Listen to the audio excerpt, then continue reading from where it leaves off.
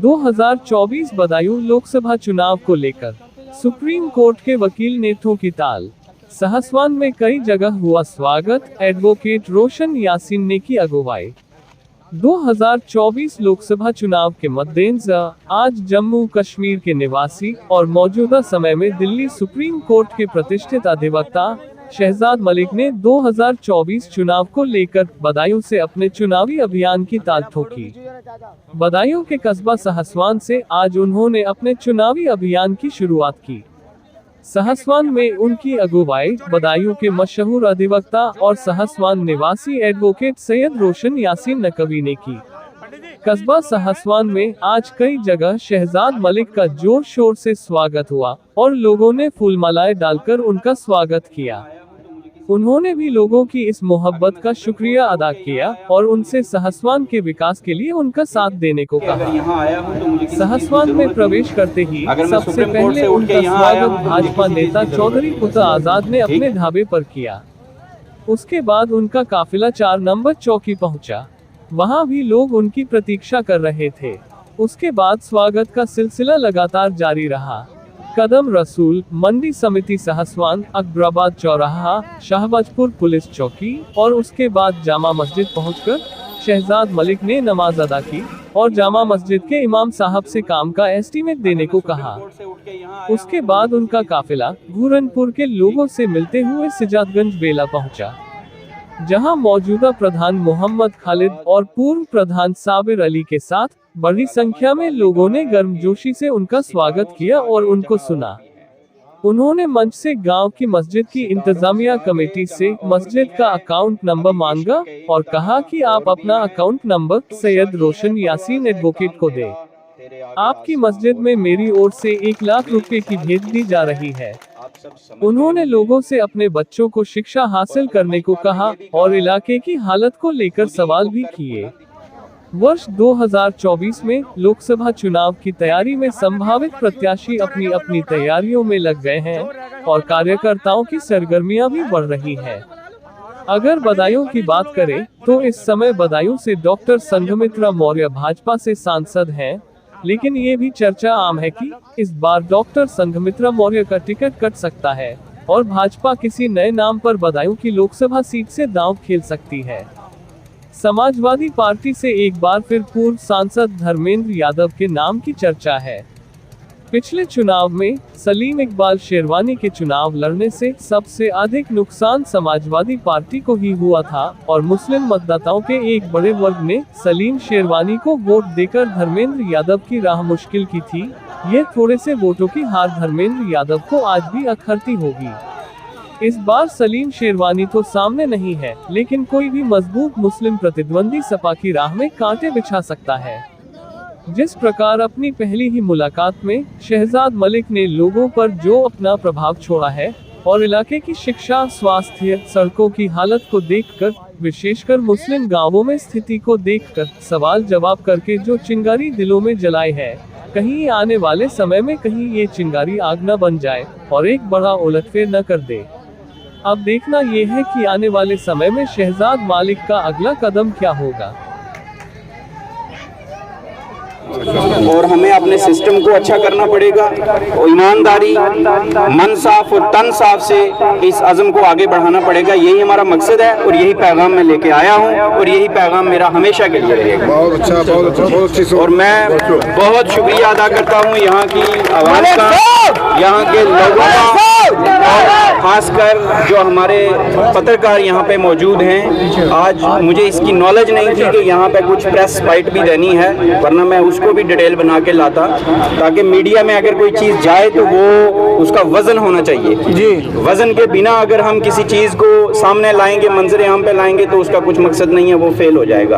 और कुछ हमारे ऐसे मुद्दे हैं, ऐसे सिस्टम्स हैं जिसके ऊपर हम काम करना चाहते हैं। आप लोगों की जो परेशानियाँ हैं वो यहाँ पे गुड्डू साहब बैठे हैं, मैं सुप्रीम कोर्ट में बैठा हूँ, हाई कोर्ट्स के अंदर बैठे हैं। किसी फील्ड में भी आपको कोई परेशानी आती है, ठीक है, हमारी कौम को परेशानी आती है, तो उसके लिए आप आगे बढ़िए। मेरा समर्थन, मेरा साथ हमेशा आपके लिए रहेगा। बहुत अच्छा, ठीक है।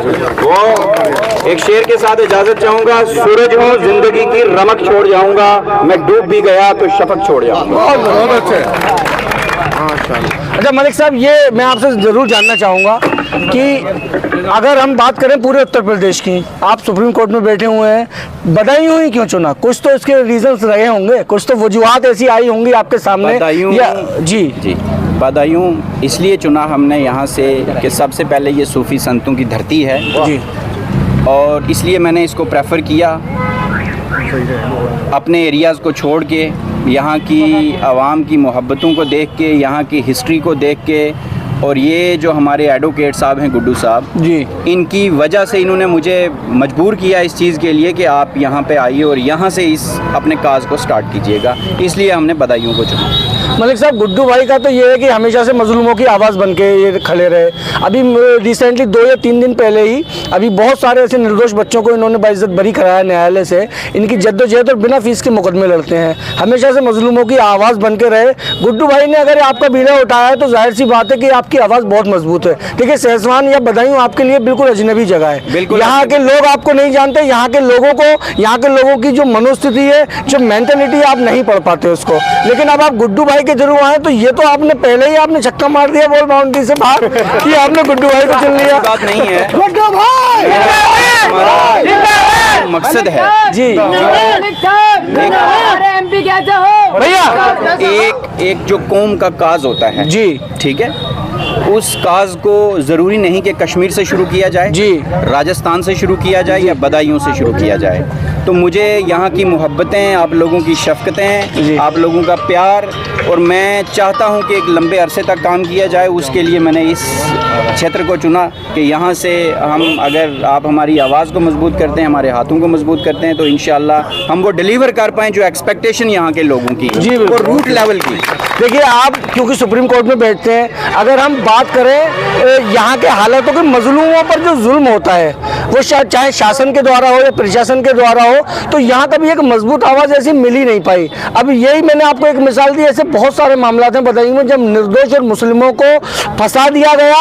और ये मैं इसलिए नहीं कह रहा, सपा सरकार में भी हुआ, ये अभी भी हो रहा है कि निर्दोषों को फंसा दिया जाता है, उसके बाद जो है फिर बाइज्जत बरी हो जाते हैं। और आप तो क्योंकि सुप्रीम कोर्ट में देख रहे हैं, आप तो देख रहे होंगे पूरे देश में इस तरह से हालात इस वक्त चल रहे हैं। तो अगर आप सहसवान में या बदायूं की अगर हम बात करें, तो अगर लोगों को ये पता लगेगा कि सुप्रीम कोर्ट के एक वकील हमारे सामने हैं जिनको जो हमारी हकों की बात लेकर आगे बढ़ रहे हैं, तो वो लोग आपको बिल्कुल सर पर बिठाएंगे। क्योंकि अगर मैं बात करूं यहाँ पे लोगों के सामाजिक न्याय की, जो हमें संविधान ने हमें इस बात को लिख तो दिया प्रस्तावना में, लेकिन क्या इक्वालिटी है हमारे न्याय में, वो यहाँ पर बदायूं में इस वक्त बहुत बुरा हाल है। इसके बारे में आप ये बताइए कि क्या आपके इनिशिएटिव रहेंगे? देखिए, सबसे पहला इनिशिएटिव हमारा एजुकेशन रहेगा, जो हमारा मेन मकसद है जी। हेल्थ सेक्टर रहेगा, और सबसे ज़्यादा जो हमारा काम करने का मतलब है, बातों से ज़्यादा डिलीवर करने पे मैं ज़्यादा विश्वास रखता हूँ।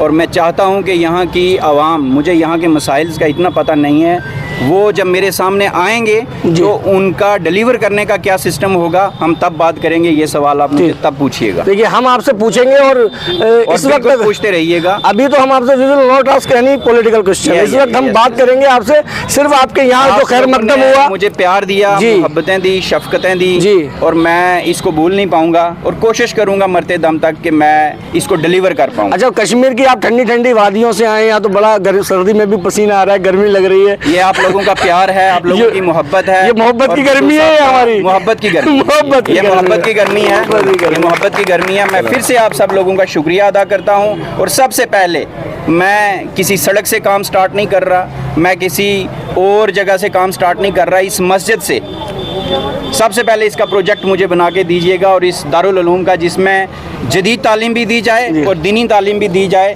जो बच्चा यहाँ से हाफिज़ कुरान बन के निकले, वो साइंटिस्ट बन के भी निकले जी, वो IPS बन के भी निकले।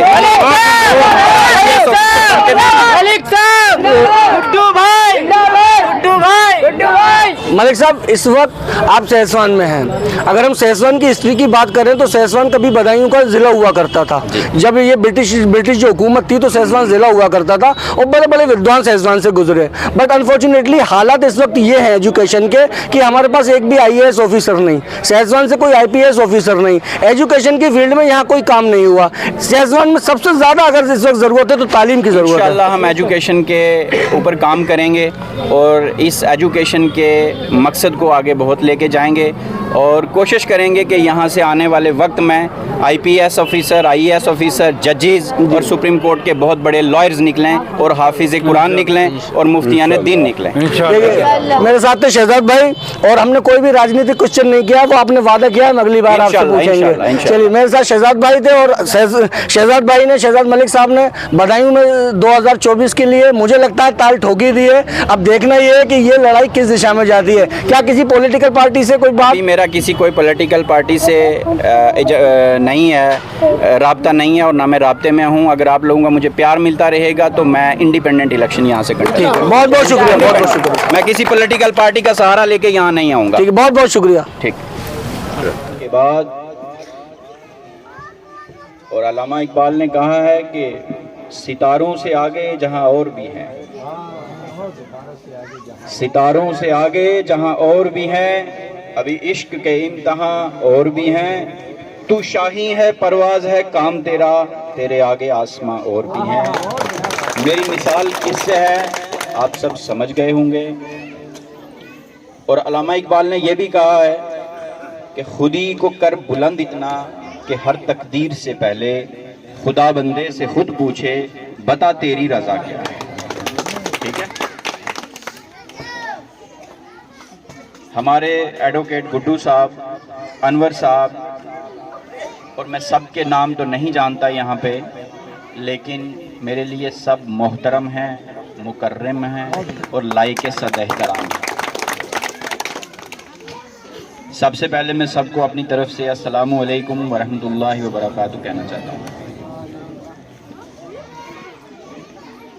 और उसके बाद सबसे पहले ये शुक्र अदा करना चाहता हूँ कि अल्लाह ताला ने हमें सबसे पहले इंसान बनाया, फिर मुसलमान बनाया, फिर अशरफुल मखलूकात बनाया।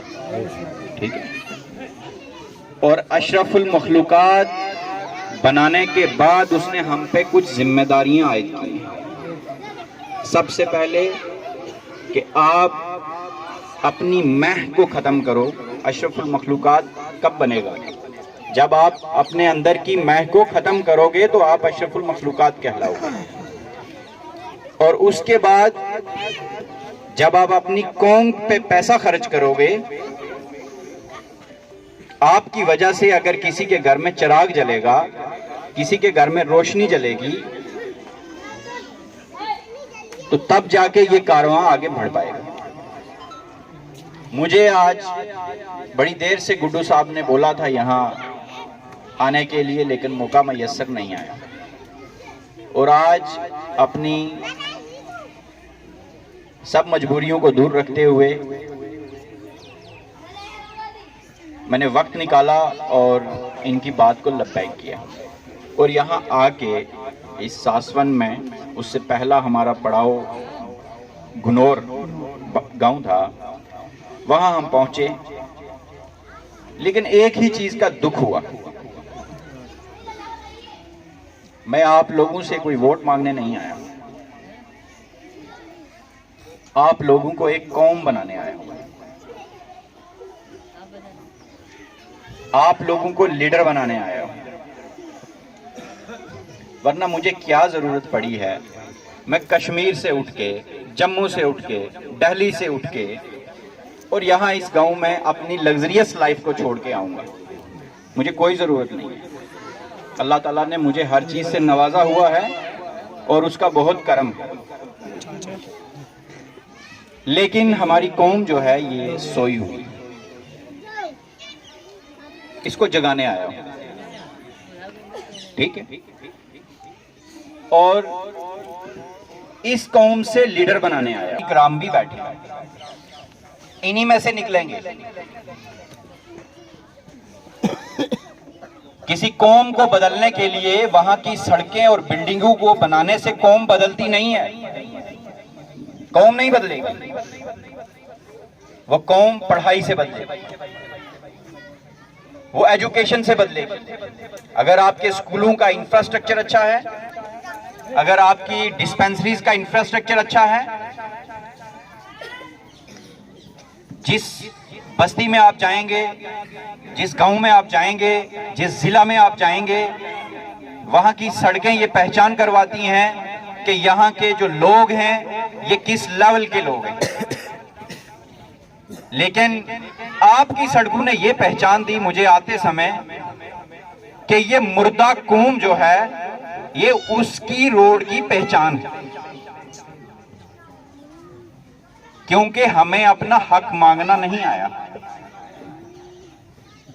काश कि मेरा बेटा डॉक्टर बनने के साथ साथ मुफ्ती भी बनता, इंजीनियर भी बनता, IAS भी करता, जिला अधिकारी भी होता, तहसील अधिकारी भी होता और पार्लियामेंट में भी होता, तो उसकी पहचान कुछ अलग होती। लेकिन आज आप लोगों के बीच में आने का सिर्फ एक ही मकसद है, और आते समय जो आप लोगों का प्यार मिला, मोहब्बतें मिली, शफकतें मिली, उसको मैं जिंदगी में भूल नहीं पाऊंगा। मैं सियासत से यहां से कदम रखूं ना रखूं, लेकिन एक सोशल वर्कर होने के नाते आपकी कुछ परेशानियों को मैं हल करूंगा। सबसे पहले मुझे पता चला कि इस गांव की एक मस्जिद है जो अभी भी हमारी तरफ देख रही है। मस्जिदों का मसला हो तो हम लोग कम्युनलिज्म पे आ जाते हैं, मंदिरों का मसला हो तो हम कम्युनलिज्म पे आ जाते हैं, लेकिन अगर हमें मोहल्ले की मस्जिद में जाके नमाज अदा करनी पड़े तो हम नहीं जाते। तो मुझे पता चला कि उस मस्जिद की निगाहें हमारी तरफ टिकी हैं, तो मैं यहाँ की मस्जिद इंतजामिया से ये दरख्वास्त करूंगा कि अपना अकाउंट नंबर एडवोकेट गुड्डू साहब को दीजिए, जिसमें हम 1 लाख रुपए की इमदाद आपको डालेंगे। उसके बाद हमारी एक NGO है, the social welfare organisation of India. मैं किसी पॉलिटिकल, हम गरीबों के लिए काम करते हैं। मुझे आप लोगों से कुछ नहीं चाहिए, मैं आप लोगों से कुछ मांगने नहीं आया हूं, उस अल्लाह के एहसान से आपको देने आया हूं। मैं चाहता हूं यहाँ पे एजुकेशन इंस्टीट्यूशंस खोले जाएं, यहाँ पे एक इंफ्रास्ट्रक्चर बिल्ड किया जाए, यहाँ की वो मजलूम कौम, वो लोग जो यहाँ पे अपनी बेटियों की शादियां नहीं करवा सकते, उनकी शादियां इज्तिमाई करवाई जाएं। यहाँ पे इन बच्चों को, जो बच्चे पढ़ नहीं सकते, जो इनके हाथ में हम ट्रैक्टर, इनके हाथ में हम ये इलेक्ट्रिक गाड़ी, ऑटो रिक्शा, इसके बजाय इनको हम जिला के अधिकारी बनता हुआ देखना चाहते हैं, सुप्रीम कोर्ट में एज ए एडवोकेट देखना चाहते हैं, हाई कोर्ट्स में एज ए एडवोकेट देखना चाहते हैं, कोर्ट्स के अंदर जजेस देखना चाहते हैं। तो उसके लिए मेरी ये कंट्रीब्यूशन रहेगी कि कुछ बच्चे जो एजुकेशन की अखराजात को पूरा नहीं कर सकते, वो जरूरी नहीं है कि इसी गांव के हैं। अगर हम हर गांव से 4-4 बच्चे, 5-5 बच्चे उठाएंगे और उनको किसी अच्छे इदारे में एजुकेशन दिलाएंगे, तो वो दिन दूर नहीं कि यहाँ की तरक्की, यहाँ की सड़क के लिए आपको किसी को बोलना नहीं पड़ेगा। आपका वही अधिकारी आपकी सड़कें भी बनाएगा, आपके स्कूल भी बनाएगा, आपकी मस्जिदें भी बनाएगा, आपके मंदिर भी बनाएगा। हमारा मकसद सिर्फ किसी एक कौम को उठाने का नहीं है, इंसानियत को उठाने का है। और जब तक हम ईमानदारी से, अपने मन साफ से किसी भी काम की शुरुआत नहीं करेंगे तो वो पाए तकमील तक नहीं पहुंचेगा। वरना मुझे क्या जरूरत पड़ी थी 37 साल की उम्र में अपनी ठंडी वादियों को छोड़ के, दिल्ली की लग्जरियस एरिया के छोड़ के, सुप्रीम कोर्ट के आवानों को छोड़ के यहां इस गांव में आने की क्या जरूरत थी। मैं चाहता हूं आप ही के गांव से कोई दूसरा सर सैयद अहमद खान पैदा हो, मैं चाहता हूं आप ही के गांव से कोई दूसरा सलाउद्दीन अयूबी पैदा हो, मैं चाहता हूं आप ही के गांव से शेरवानी दूसरा पैदा हो जो आप लोगों की नुमाइंदगी करे, लेकिन ये मंजिल बड़ी दूर है, इसका रास्ता बहुत कठिन है और उस रास्ते पे हमें बहुत मुश्किलात आएंगी, हमें बहुत सी दीवारें नजर आएंगी, लेकिन हमने उन सब का सामना करना है। और जब हमारे हौसले पस्त हो जाएंगे, हमें हिम्मत नहीं होगी सुबह उठने की कि हम उठें।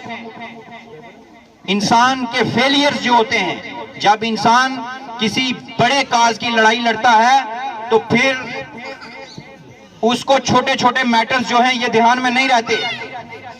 तो बड़े काज की लड़ाई में हमें 1000 बार गिरना है, उसमें उठना है, उसमें फिर चलना है। एक बार नहीं, 2 बार नहीं, 3 बार नहीं, हमने 10 बार गिरने के बाद ये इरादा भी बनाना है कि हमने उठना है।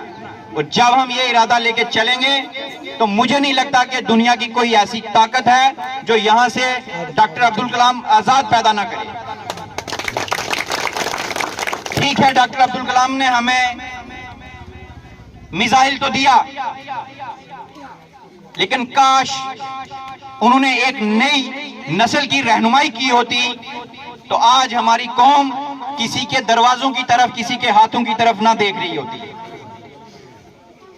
यहाँ का इंफ्रास्ट्रक्चर, यहाँ के हॉस्पिटल्स, यहाँ का कोई भी स्ट्रक्चर है, मेरी नजर में मुझे नहीं लगा कि वो बेहतर है, लेकिन हम कोशिश करेंगे कि इस इंफ्रास्ट्रक्चर को बेहतर बनाया जाए। जब जिंदगानी ने मौका दिया और हम यहाँ दोबारा आए तो ये हालात जो हमारे सामने हैं ये ऐसे ना हों। और गुड्डू साहब ने जो भी काम किया है, अगर आज मैं आप लोगों के बीच में मौजूद हूं तो ये भी गुड्डू साहब की ही मेहरबानियों की वजह से हूं।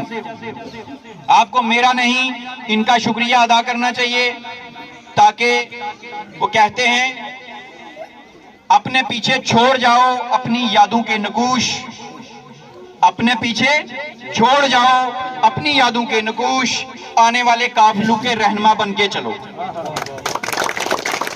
तो यहाँ आप अपनी रहनुमाई जो है वो इनको दीजिएगा, इनकी छतर छाया में रहिएगा। जहां आपको वक्तन फवक्तन हमारे खून की जरूरत होगी, हम वो भी आपको प्रोवाइड करेंगे, लेकिन वो पढ़ाई के लिए, वो जुआ खेलने के लिए नहीं, गलतकारी के लिए नहीं, नशा करने के लिए नहीं। जब 5-10 साल के बाद यहाँ आया जाए तो यहाँ के जो एजुकेशन इंफ्रास्ट्रक्चर की इमारतें हैं वो आसमान से बातें करती हूँ, यहाँ के मेडिकल कॉलेजेस आसमान से बातें करते हूँ, तब यहाँ वापस आने का और हाथ डालने का मजा है। वरना बातें करके यहाँ से चले जाना, दिल्ली एसी कमरों में बैठ जाना, लग्जरी गाड़ियों में बैठने के बाद भूल जाना कि ये गांव था, ये बातें करना, फिर वापस यहाँ पे हम लौट के आए, तो मुझे लगता है कि वो मुनासिब नहीं है। तो बातें ज्यादा करने से डिलीवरी पे मैं ज्यादा एतमाद रखता हूँ। अनवर साहब ने मुझे सवाल ये पूछा था तो मैंने इनको बोला कि आज मैं आपके सवालों के जवाब देने नहीं आया, आज मैं अपना परिचय देने आया हूँ आपको। आप जब मुझे जानेंगे, मुझे पहचानेंगे, उसके बाद मैं आपके सवालों के जवाब भी दूंगा। जब मेरे पास एक डेटा होगा कि यहाँ कौन कौन सा गांव है, किस किस गांव का कितना वोट है, किस किस गांव में कितने स्कूल हैं, कितने प्राइमरी स्कूल हैं, कितने हाई स्कूल हैं, कितने हायर सेकेंडरी स्कूल हैं, कितने प्राइमरी हेल्थ सेंटर हैं, कितने मेडिकल कॉलेजेस हैं, यहाँ के लोगों की सड़कें कैसी हैं, तो फिर बात करने का मजा भी आएगा, आपको सवाल पूछने का मजा आएगा, हमें जवाब देने का मजा आएगा। तो मैं आपके बीच में ज्यादा हाइल ना होते हुए, हमें आगे भी जाना है, एक शेर से इजाजत चाहूंगा कि अपने सब मंजर लुटाकर शाम रुखसत हो गई, अपने सब मंजर लुटाकर शाम रुखसत हो गई, तुम भी अपने घर को जाइए, हम भी वापस लौट जाए।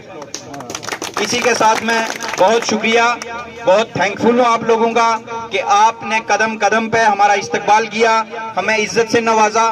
अब इससे आगे बात करना मुनासिब तो नहीं है, लेकिन रब तबारक तआला कुरान में कहता है कि जब मैं आपको इज्जत देने पे आता हूँ तो तब मैं लोगों के दिलों में मोहब्बत पैदा कर देता हूँ। तो शायद उसने हमारे नसीब में कोई वो इज्जत, वो वकार लिखा है, तभी उसने आप लोगों के दिलों में हमारे लिए मोहब्बत पैदा कर ली। और जब वो किसी को निस्तो नाबूद करना चाहता है तो लोगों के दिलों से उसकी मोहब्बत को निकाल के उसकी जगह नफरत भर देता है। तो इसलिए मैं चाहूंगा कि यहाँ जब जब आए आपकी मोहब्बतें, आपकी शफकतें, आपका प्यार ये हमेशा हमें मिलता रहे।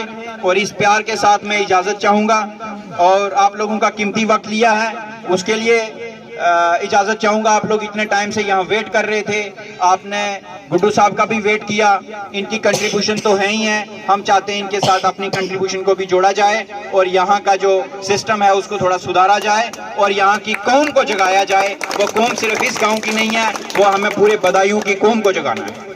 ठीक है, तो मैं इन्हीं अल्फाज के साथ माज़रत ख्वाही के साथ जो है वो आपसे इजाज़त चाहता हूँ और बहुत शुक्रिया।